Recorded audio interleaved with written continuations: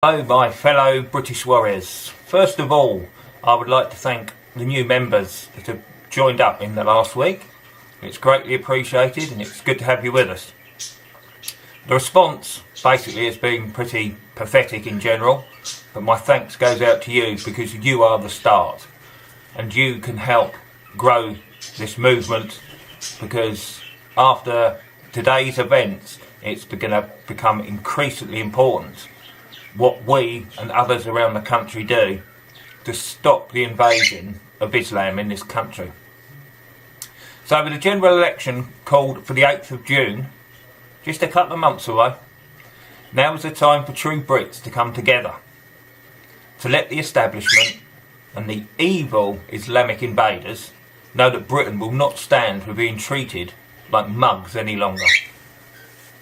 This is our country and not Islam's. And if the government will not deal with it, then they're out. This is an ideal opportunity if you feel you like the guy. I do, after listening to a lot of his speeches and the way he absolutely annihilated the European Parliament. He's absolutely brilliant for that, and I think he'd be great for us. It's the opportunity to vote for Nigel Farage, as I'm sure he will run in the election. He will stand up for we, the people, for our rights, the right to live in Britain as a Briton, not an Islamic state. We must act now. This means you putting yourselves out and venting your anger at both local and national government levels.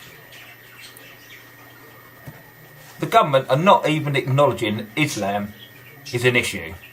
We need to make them realise that it is the issue that will lose them the election.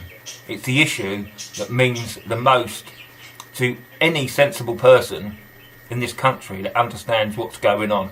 Your economy doesn't mean jack shit if you're being raped and murdered by Islamic people. We haven't got much time, so everybody who believes that we're under threat from Islam needs to begin their personal protests, and they need to begin them now. I'm going to try and organise a protest which will have to be in London because the government is based in London. Before this election, it's going to be hard work to get that many people involved, because we need thousands of people there, not 300 or 400. Poland managed to get 150,000 people to march in protest against Islam. 150,000 people just on a march. Britain First, when I went on the march with them, they got about 400. 400 marching against terrorism. Is that fear of terrorists, or is that fear of being labelled a fascist? Or is it just a general malaise that comes with the British Reserve? Because that is doing us absolutely no favours at the moment. We can do better than what Poland did. Can't we? Can't we, Britain? Surely. You need to make your stand now. Because after June the 8th, if we haven't made our feelings well and truly known, then it'll probably be the end. Probably be too late. Because another government won't get a chance to come in and sort it out. We must attempt to stop all Islam-loving candidates from getting elected. This means creating local groups who have Islamic candidates to protest and take to the streets, informing people of the consequences of allowing this to happen. They are getting more and more Islamic candidates and Islamic apologists and liberals getting into the government now, and this is how they're working their way in. They're working their way inside out. They're getting into the top spots. Look at that idiot Sadiq Khan. He's changing London for the worse, and people are just they're just letting it go. It's ridiculous. Well, getting these groups and going out on the streets, because what we've got to do, this will take courage to face the Muslims on your streets, and will involve you being proactive and not reactive. You've got to think for yourself. I can do so much by sort of saying, I think we need to do this, I think we need to do that. But sometimes you've got to think, do you know what? I've had enough of that. I'm going to go and do that. Because if 1 in every 100 of you decides to do that, they will start to get the message. And next time it might be 1 in every 50 does it. Then 1 in every 10. And so on and so forth. So I encourage you again to join BritishWarriorWithin.com if you haven't, because this I will probably put on YouTube as well. Well, because I can keep you updated on a daily basis, and you can use the members pages that obviously non-members do not have access to. Otherwise there wouldn't be members pages, would they? Cometh the hour, cometh the man or woman, as they say. Now is our, that's hard to say, our, now is your hour. This isn't a fucking game. This is our future. Your kids' future. Your grandchildren. Their grandchildren. It's the immediate future which is what concerns me the most. It's not like it's going to happen in 50 years, 60 years. It's going to happen in the next year, 2 years, and everything's going to change, but much, much worse than it is now. Believe me, it's already happening. So please get on board and help if you haven't already done so. If you have, I thank you again very much. Please get other people joining. As you can see, there's no catch whatsoever. You're not being put on a naughty list by the government. Because if you was going to be put on a naughty list, you'd be on it for being on the Facebook groups anyway. I'd also encourage you to join the Facebook group, which is the sister partnership with BritishWarriorWithin.com. And that is British Warrior Within, the battle versus Islam. That's just a V for versus, not the whole word if you're searching for it. You will see that it's hard to get a group going. Some of the more established groups that have been going for a year have got 8,000 members, which is, I get to them by posting on these groups. But I'd rather have my own group where I'm talking to people who are on the same page as me, basically, not just people who are, oh, I'm a bit interested in that. Oh, look, I'll see if I can see a horrible picture. So, if you can join that group, if you haven't, that would be absolutely great. Again, please email me, contact me. I will start giving out my phone number very, very soon to people that I trust. It's already on the site to be fair, but you have to be looking to be very interested before you come across it. So we shouldn't be having to be hiding. We just want our country to be non-Islamic. Simple as. There's no racism involved in that, is there?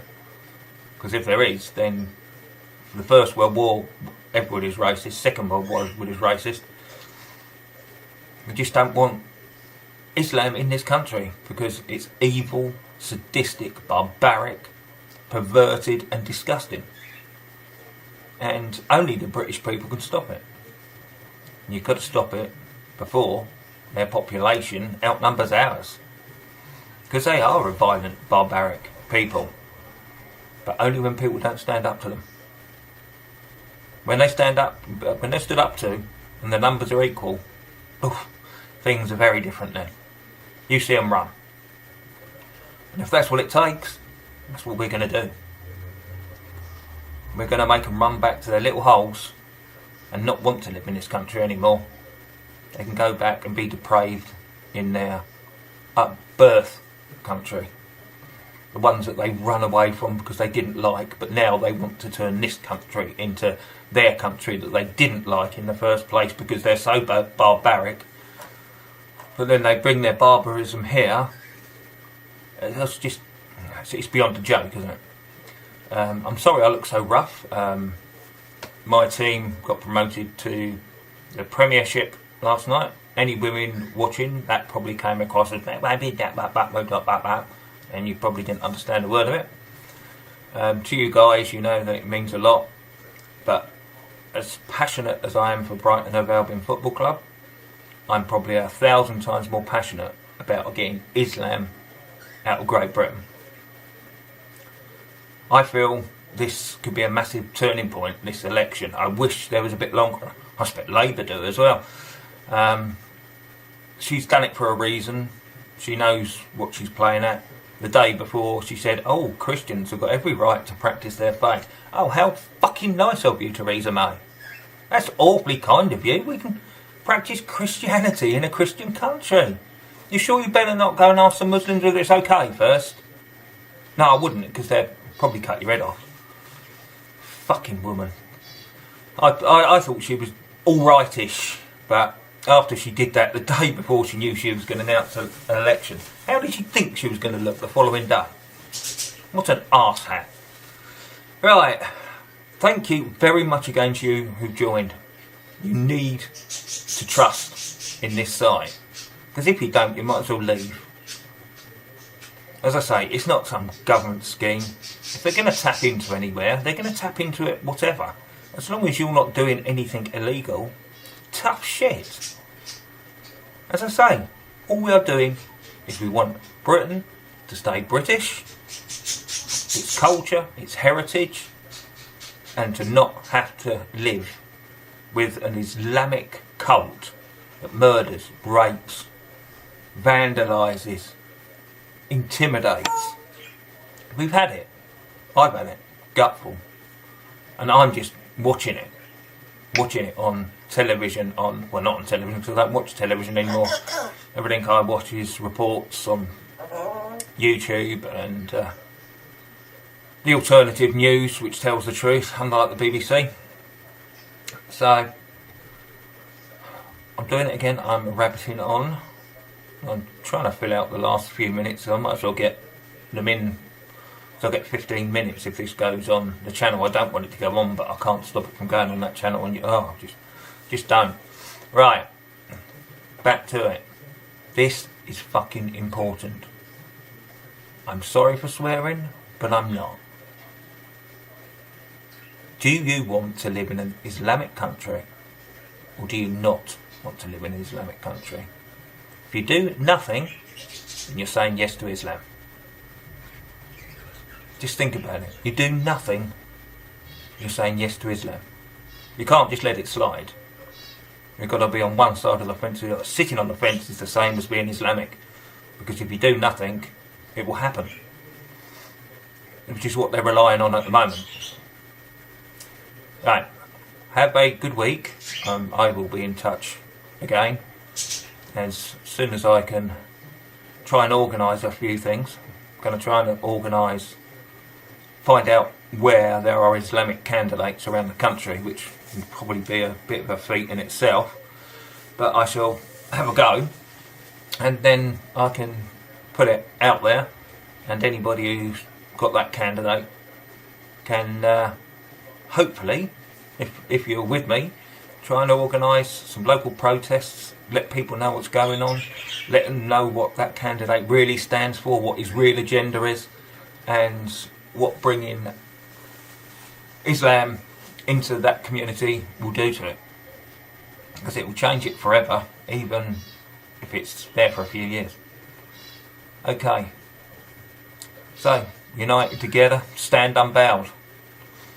Just remember, we will never, ever bow to Islam.